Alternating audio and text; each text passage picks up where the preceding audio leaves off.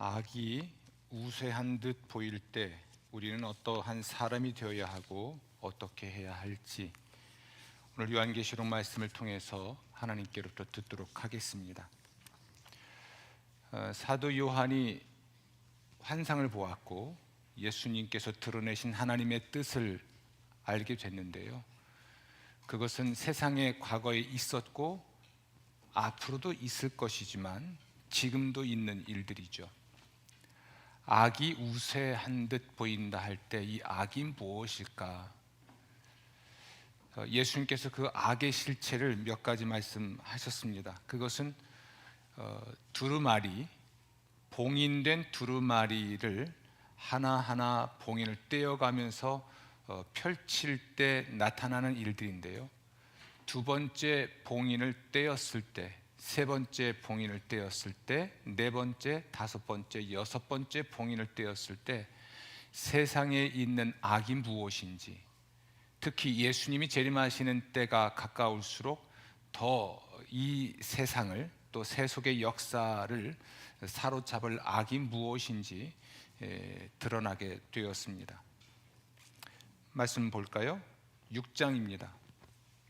두 번째 인을 떼었을 때 붉은 말이 나왔습니다. 그리고 붉은 말을 탄 자가 있었는데 이것은 전쟁에 관한 것입니다. 세상에 있는 악의 그 첫 번째는 전쟁인 것이죠. 이 전쟁은 국가 간의, 나라와 나라 간의 다툼을 연상할 수 있지만 개인적으로는 경쟁이라는 모습으로 정체를 드러내죠. 약육 강식 또는 생존 경쟁 혹은 자연 도태, 자연의 순리라고도 할 수 있는 이런 표현들 속에는 무한 경쟁이라는 것이 전쟁을 위장하여 있게 되는 것입니다. 세상에 있는 두 번째 악이 있습니다. 그것은 세 번째 인을 뗄 때 드러나는데, 세 번째 인을 예수님이 떼셨을 때 5절 보면 검은 말이 나옵니다. 이 검은 말이라는 것은 기근, 그로 인한 흉년을 의미합니다. 그 탄자가 손에 저울을 가졌는데 6절 보면 한 데나리온의 밀 한 대요, 한 데나리온의 보리 석 대인데 감람류와 포도주는 해치지 말라라고 되어 있습니다. 여기서 보리와 밀은 생필품이에요. 감람류와 포도주는 사치품입니다.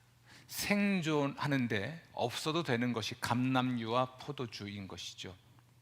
흉년이라고 하는 것, 기근이라고 하는 것은 자연재해로 인해서 생긴 것일 수도 있지만 어떤 모습으로 우리 곁에 있냐면 생필품은 없는데 사치품만 있는 모습으로 등장하게 되죠. 이것이 흉년입니다.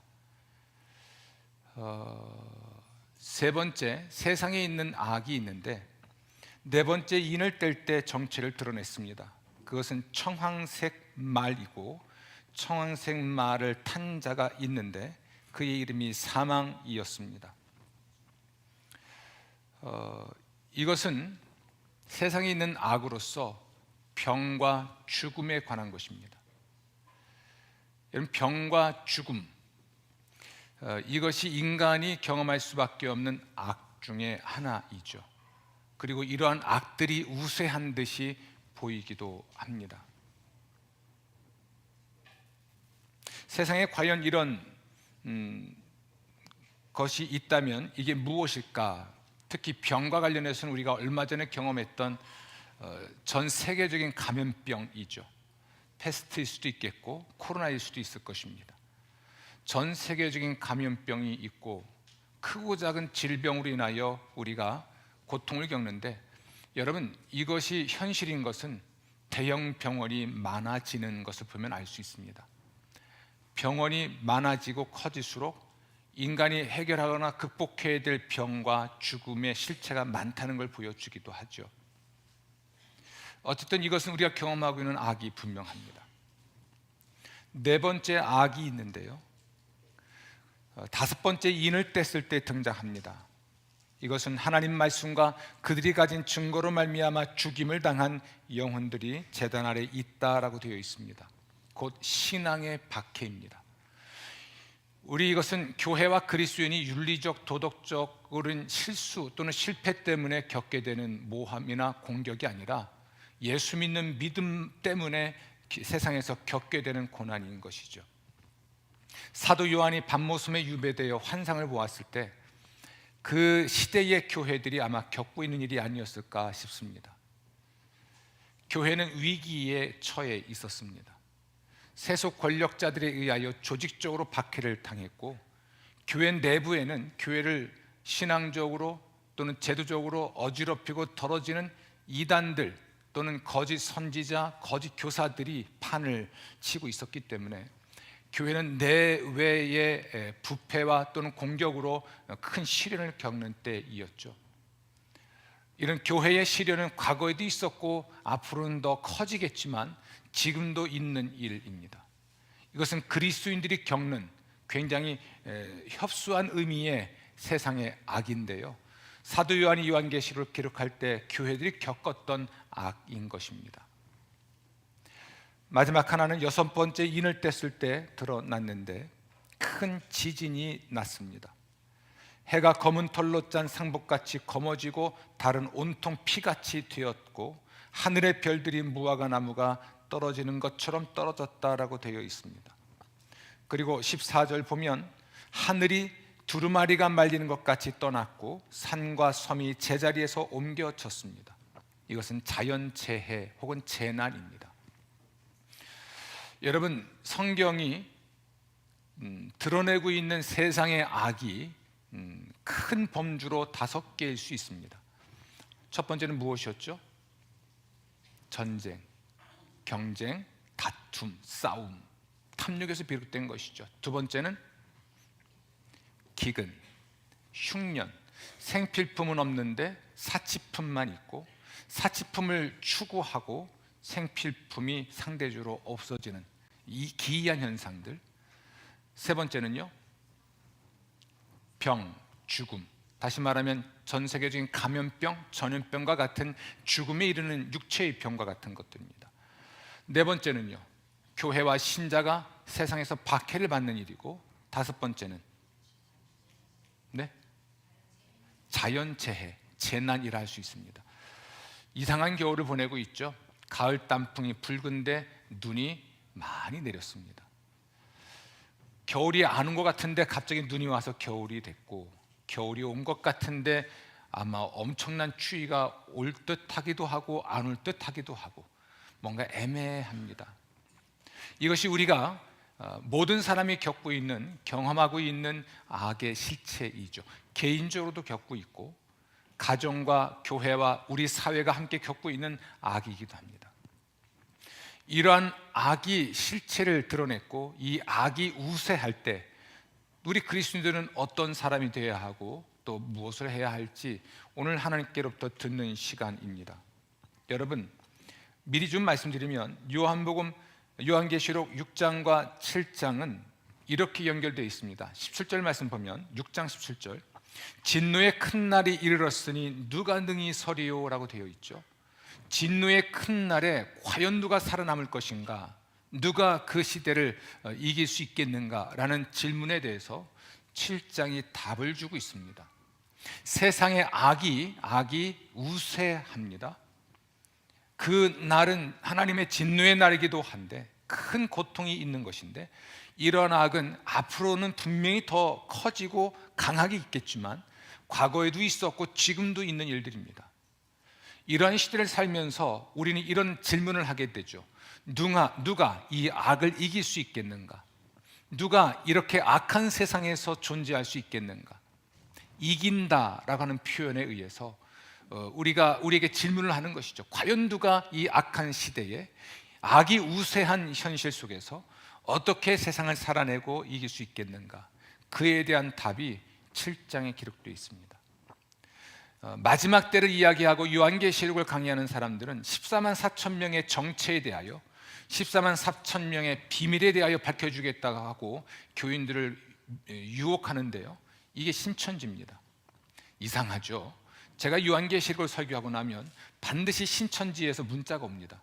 제 문자를 얻지 않은지. 심지어 편지가 옵니다. 우리 교인의 이름으로 옵니다. 얼마 전도 왔습니다.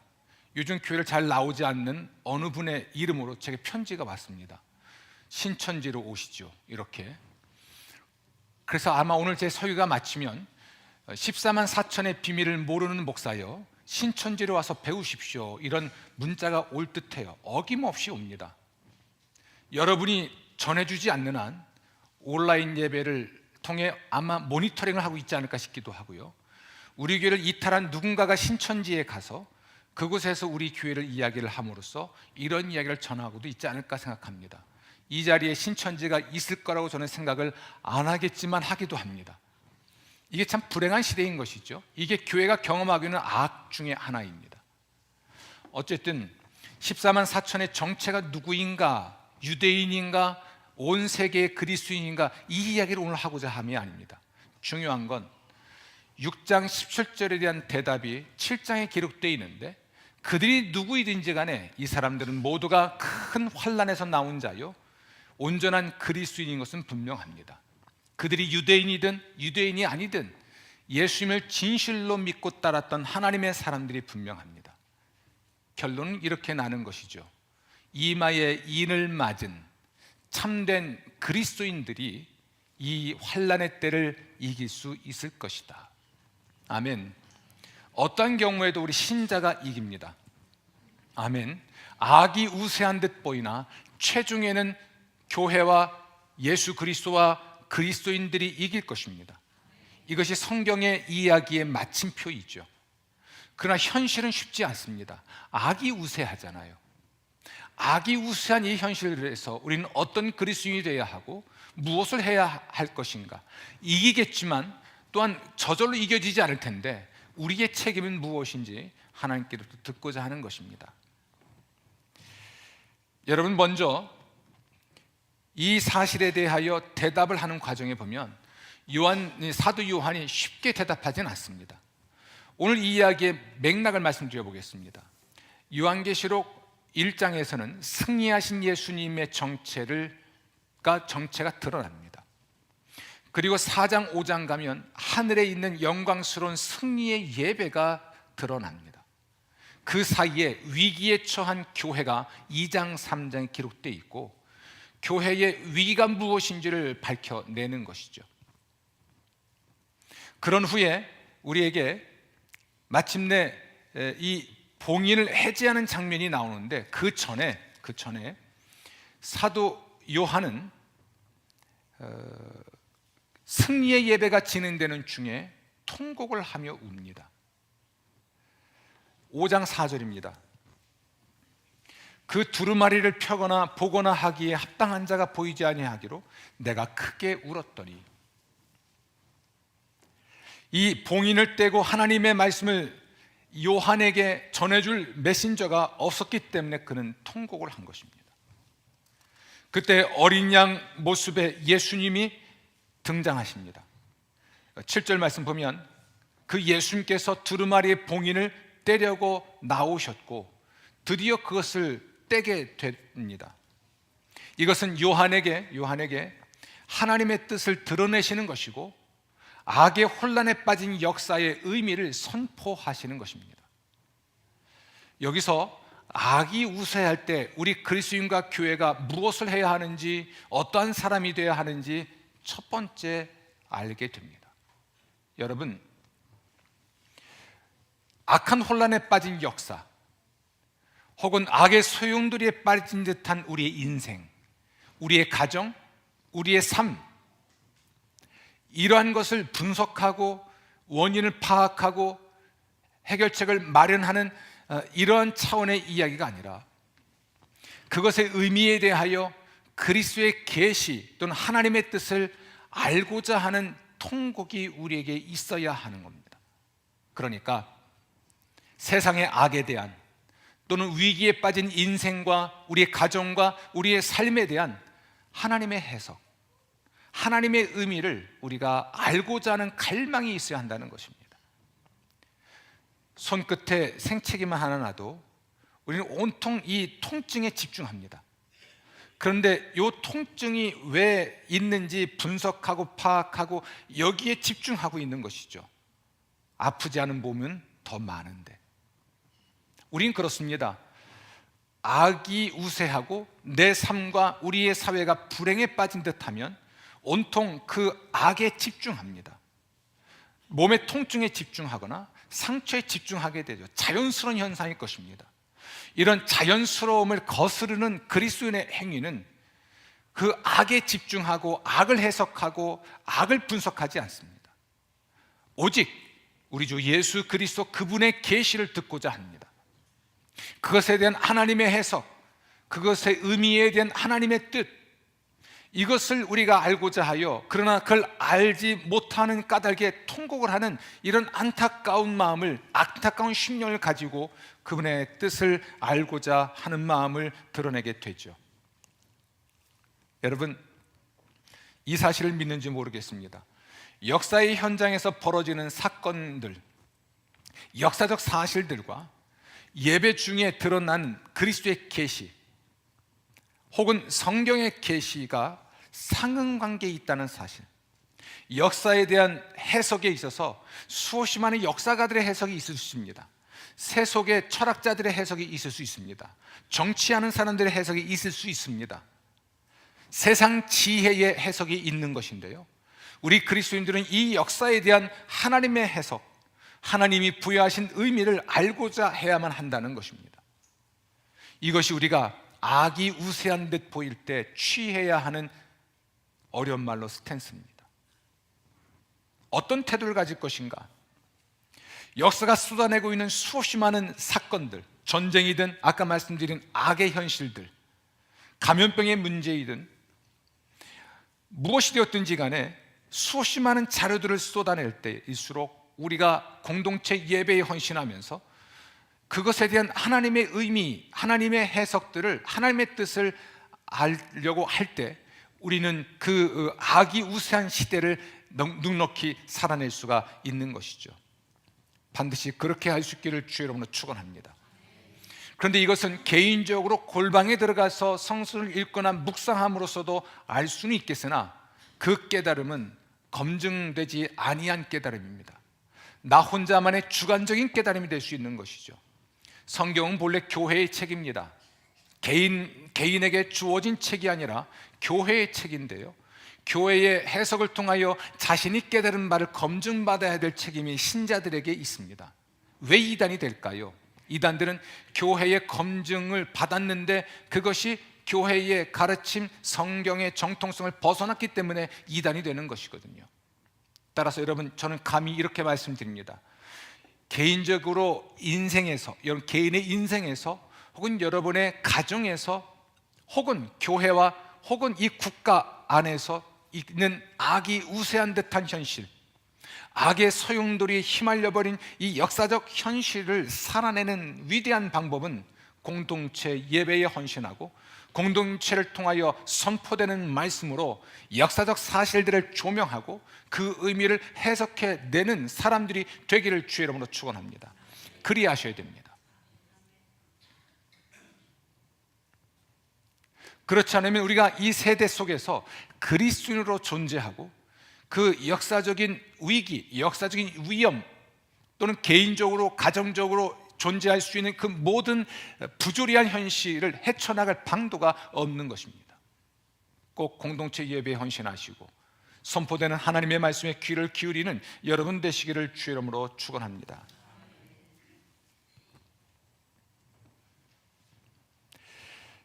두 번째로, 악이 우세한 듯 보일 때 우리는 무엇을 어떻게 해야 할 것인가? 제가 지난주 월화수 이제 감찰장이라서 임원 감찰장 수양회를 간 일이 있습니다.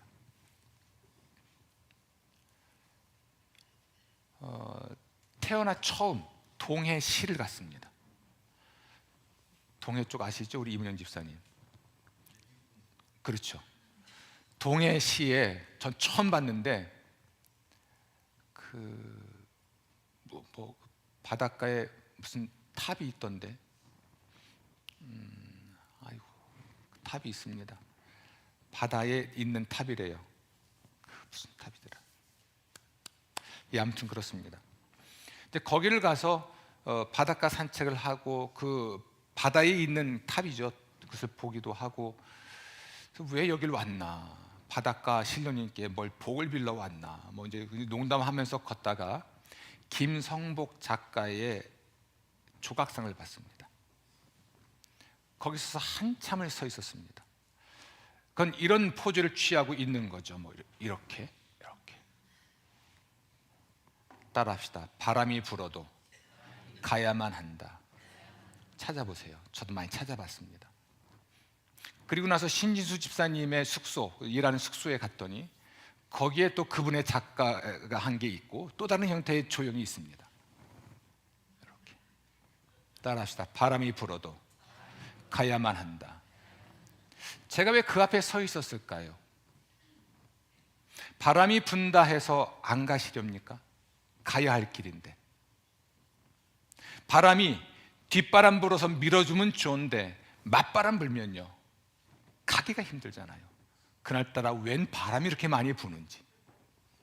그리고 그 다음날 바람도 많이 불고 마지막 날은 눈까지 내려서 설악산에 머무는 시간들이 매우 유쾌했습니다. 왜냐하면 둘째 날은 비가 왔고 셋째 날은 눈이 왔으니 가을에서 겨울로 넘어가는 걸 다 경험하고 왔거든요. 바람은 참 많이 불었습니다. 순리를 따라 산다는 말, 우리는 굉장히 좋게 들리죠. 순리는 이런 겁니다. 마치 돛담배가 바람에 맞춰 가는 것과 같습니다. 항해를 할 때 바람 부는 대로 가는 겁니다. 이 배가 목적지에 이를 수 있을까요? 때로는 바람을 거슬러 가야 됩니다. 파도에 몸을 맡겼다. 이건 수용하는 사람도 그렇게 하진 않을 것인데요. 파도 치는 대로 인생을 살 겁니까? 악이 우세하여 나를 밀어내는 대로 그대로 그냥 끌려가 살겠습니까? 가야 할 길을 가려면 맞바람도 부딪히고 가야 하고 부딪혀오는 파도도 뚫고 가야 하지 않습니까? 그리스도인으로 존재하고 살아간다는 것은 악의 세력에 의하여 휘둘리는 것을 말합니다. 많은 사람이 마음 가는 대로 살려고 합니다. 생각이 가는 대로 말을 하려고 합니다. 이걸 순리라는 마음으로 곰곰이 살펴보면 욕망에 의하여 또는 욕망에 끌려다니고 있는 것인데요, 마음 가는 대로 바람 부는 대로 세상의 흐름대로 살아가겠다. 이건 그리스도인의 삶이 아니죠. 이 마지막 때를 어떻게 살 것인가? 여러분, 이마에 인을 맞은 사람들의 정체는 이런 사람들입니다. 요한계시록 7장인데요, 그들이 누구인지에 대한 질문을 했을 때 주님 대답하십니다. 14절입니다. 이는 큰 환난에서 나오는 자들인데 어린 양의 피에 그 옷을 씻어 희게 하였느니라. 아멘. 큰 환난에서 나오는 자들이다. 그래서 16절 보면 그들이 다시는 줄이지도 아니하고 목마르지도 아니하고 해나 아무 뜨거운 기운에 상하지도 아니하리니 17절 끝에 가서 그들의 눈에서 모든 눈물을 씻어주실 것입니다. 눈물을 흘릴 수밖에 없는 인생, 특히 하나님의 백성들이 경험하는 악 중에 하나가 신앙의 박해잖아요. 모든 사람이 겪을 수밖에 없는, 보통 이렇게 해석들을 합니다. 첫 번째 악, 전쟁이라는 것은 인간 역사의 기초가 되는 본질이 전쟁이라는 사실을 드러내고, 두 번째 악, 그것은 우리 인간이 경험할 수 있는 생태학적 악이라고 말을 하고, 세 번째 악은 병과 죽음에 대한 것으로 인간이 경험할 수 있는 생물학적 악이라고 말을 합니다. 그리고 네 번째 악은 그리스도인이 겪는 신앙적, 영적 악이고, 그리고 다섯 번째 악은 자연재해로서 자연의 악이라고 표현을 합니다. 이 모든 것 속에서 우리가 존재하는데 이 악을 우리 인생의 앞길을 막는 거센 바람이라 할 수 있죠. 제가 신준 집사가 근무하는 곳에서 이렇게 포즈를 취하고 사진을 찍었습니다. 거기에는 이기현 목사도 왔고 강릉교회에 부임하고 나서 불러냈으니까요, 저녁에 같이 저녁 먹고 나서 이렇게 하나 찍었습니다. 이 목사 이거 찍어봐. 같이 이러고 찍기도 했죠. 동해시에서 왜 그 탑 구경 갔다가 김성복 씨를 만난지는 모르겠습니다. 그래서 문의를 해봤습니다. 혹시 살 수 있나요? 그랬더니 조각상은 못 사고 뭐 그림이 나올지는 모르겠는데 아직 찾지 못했습니다. 우리 그리스도인은 바람이 불어도 가야만 합니다. 아멘. 그냥 우직하게 바람 불면, 맞바람 불면 해치고라도 가야 되는 것이죠. 이 사람들은 이렇게 표현합니다. 이기는 자들이다. 할렐루야. 이기는 자입니다. 여러분, 첫 번째 봉인을 해제했을 때 백마를 탄 분이 등장합니다. 그분이 예수 그리스도이신데요, 또한 요한계시록 19장 가면 또한 백마를 탄 분이 등장합니다. 그분이 예수 그리스도이시고, 백마를 타고 그를 따르는 자들이 있는데 그들은 또한 하늘의 군대인 동시에 우리 모든 그리스도인들이죠. 주목할 건 첫 번째 인을 떼었을 때 그리스도로 알려진 그분이 어떤 분인가라는 것입니다. 6장 보십시오. 첫 번째 인을 떼었을 때 흰 말이 있고 말을 탄 자가 있는데 2절 끝에 가면 이기고 또 이기려고 하더라. 예수님은 이기셨고 앞으로도 이기실 것이고 지금도 이기고 계십니다.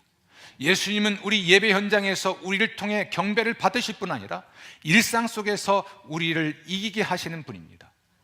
요한계시록의 관점에서 본다면 흰 말을 타신 예수 그리스도가 이긴 자요, 이길 자요, 이기고 있는 분인데, 똑같이 흰 말을 타고 혹은 흰 옷을 입고 그를 따르는 자로서 우리가 악이 우세한 시대에 어떤 존재로 있어야 할지를 밝혀주고 있는 겁니다. 바람이 불어도 가야만 합니다. 신앙 포기하지 마십시오. 이기는 자들이 받는 축복이 이 영광스러운 축복들입니다. 바람 부는 대로 간다고요? 인생에 위기를 가져오는 그런 악이 있을 때 그냥 그 악에게 여러분 인생을 맡기시겠습니까? 불현듯이 찾아온 질병에 있어서 그 병에게 여러분 삶을 맡기실래요? 아니면 그 병이 아니라 병을 이기신 예수 그리스도 그분을 쫓아가는데 신경을 쓰시겠습니까? 몸에 생채기가 나도 우린 그 통증에 집중하는 건 자연스러운 현상이에요. 자연스럽게 산다는 이야기 중에 하나는 통증에 사로잡혀 산다는 것도 포함하는 듯합니다. 우린 그렇게 살지 않습니다.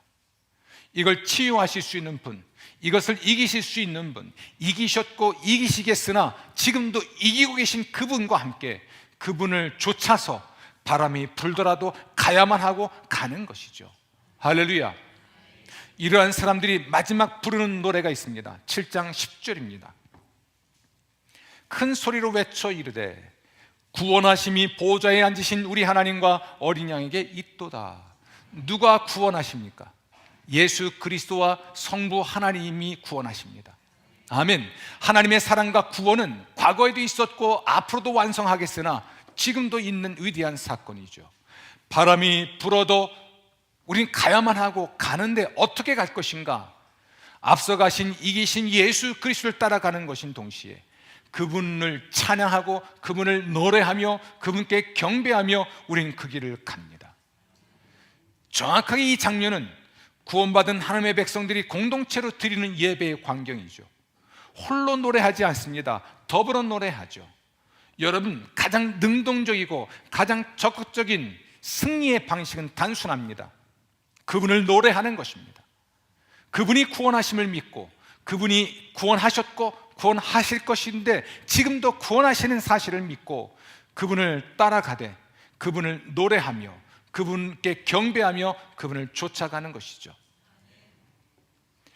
잠을 자지 못하는 병이 제게 있는데요, 누가 자꾸 그럽니다. 갱년기라 그래요. 또는 그럽니다. 나이 들어 그래요. 죄송한데요, 장로님, 나이가 많이 들을수록 잠을 못 자나요? 아, 그렇답니다. 잠을 못 자죠. 불현듯 내 생각에 들어온, 마음에 들어온 어떤 생각이 하나 생기면 잠을 못 자고 눈 떠보면 12시 반, 11시에 자서 그럼 책상에 앉아서 6시까지 버티다가 조금 더 자고 나면 아침입니다. 제 마음을 사로잡고 있는 많은 생각들, 또 연말이잖아요. 사무총회를 준비하고 있잖아요. 불안감, 불편함들, 자꾸만 내 안에서 올라오고 있는 이 상처에 대한 아픔들, 암울한 현실들, 타개할 수 있는 방법에 대한 답이 없는, 누구도 말해줄 수 없는 이 나이쯤 되니까요, 제가 목회를 가르치는 선생이 되어 있고 신앙을 지도하는 선배가 되어 있습니다. 누구한테 제 이야기를 할 수가 없는 것이죠. 제 이야기는 제게도 악이 우세한 듯한 현실들이 많다는 겁니다. 그럴 때일수록 그분을 찬양하고 그분께 경배를 하는 것인데, 놀랍게도 이 주일의 예배가 저에게 용기를 줍니다. cheer up 해주죠. 여러분들이, 우리가 함께 드리는 예배가, 이 예배 현장에서 그분을 찬양하고 그분께 노래하고 그분께 경배하고 내 삶의 위기, 내 인생에 있는 악, 그것이 우세하여 나를 소용돌이 속으로 끌어가고 내 삶을 절망스럽고 고통스럽고 외롭게 만드는 그 모든 악, 이것에 사로잡히지 않게 해주는 것이 공동체 예배요, 찬양이요, 기도였습니다. 여러분, 악이 우세한 듯 하는 이 세상을 어떤 존재로 무엇을 하며 승리하시겠습니까? 그분의 계시, 이 사실들에 대한 그분의 계시에 귀를 기울이고자 하는 그러한 헌신이 있기를 부탁을 드립니다. 또한 그분을 노래하고 그분께 경배하는 일에 열심을 내십시오. 사도 바울이 죄수의 신분으로 로마로 압송되어 가고 있었습니다. 그가 탄 배에는 그 사람만 있었던 것이 아니죠. 그런데 지중해 한복판에서 폭풍우를 만났습니다. 이 폭풍우가 바울이 지은 죄 때문에 닥친 걸까요? 아닙니다. 그냥 자연현상이고 자연재해입니다. 이렇게 암울한 현실 속에서 배에서 잔뼈가 굵은 사람들과 심지어 선장마저도 목숨을 포기하고 배를 포기해야 되는 그 순간에 사도 바울은 뭘 했을까요? 그는 하나님을 예배합니다. 그리고 그분의 계시를 받습니다. 안 죽을 것이다. 배에 있는 사람 누구도 죽지 않을 것이다. 단 배는 파산하겠지만 한 섬에서 너희들은 구사일생으로 살 것이다. 이 약속의 말씀을 받죠. 지중해 한복판에서 자연현상, 자연재해로 인하여 배가 깨지기 직전에 모든 사람이 살고자 하여 방책을 마련하고 그걸 해결하는 방식 중에 하나가 배에 있는 모든 걸 다 바다로 집어 던지는 것이었는데요, 그 와중에 죄수였던 바울은 예배하고 기도하고 찬양하면서 마침내 그 일에 대한, 그 사건에 대한 하나님의 계시를 받게 되고 무엇을 어떻게 해야 될지 안 후에 그 배에 있는 사람들, 두려워하는 사람들, 목숨이 경가에 걸린 사람들에게 선언합니다. 당신들 죽지 않습니다. 지난밤 내가 섬기는 나의 하나님이 이 위대한 사실을 말씀하셨으니 나는 그렇게대로 될 것으로 믿습니다. 바울은 살았습니다. 주님이 계시하신 대로 확신했습니다. 그리고 마침내 멜리데 섬에 도착했고 배 안에 타고 있는 모든 사람을 살렸고 그 섬에 있는 사람들, 환자들을 고쳤고 그렇게 머물다가 무사히 로마로 가서 재판을 받을 수가 있었죠. 사랑하는 성도 여러분, 악은 예수님 오실 때까지 항상 있습니다. 악이 우세한 듯한 현상은 예수님 다시 오신 날까지 항상 있을 것입니다. 그것이 전쟁 또는 경쟁의 형태로 오든지, 아니면 그것이 감염병, 전염병과 같은 청황 색깔을 띤 파리한 모습으로 우리에게 다가오든지, 아니면 기근, 흉년과 같은 검은색으로 다가오든지, 어떤 색으로 우리에게 다가오든지 간에 우리의 삶, 우리 인생의 기초가 되는 본질은 전쟁인 것은 분명하고, 위대한 사실은 이 전쟁에서 이겼고 이길 것이고 이기고 계신 예수께서 우리의 주와 그리스도가 되신다는 사실입니다. 그분을 예배하십시오. 그분의 말씀에 귀를 기울이십시오. 그분과 함께 승리의 노래를 미리 부르면서 행진하십시오. 이길 것입니다. 믿음의 승리가 있어서 영광을 돌리고 이 약한 세대에도 승리하는 여러분 되시기를 주의 이름으로 축원합니다.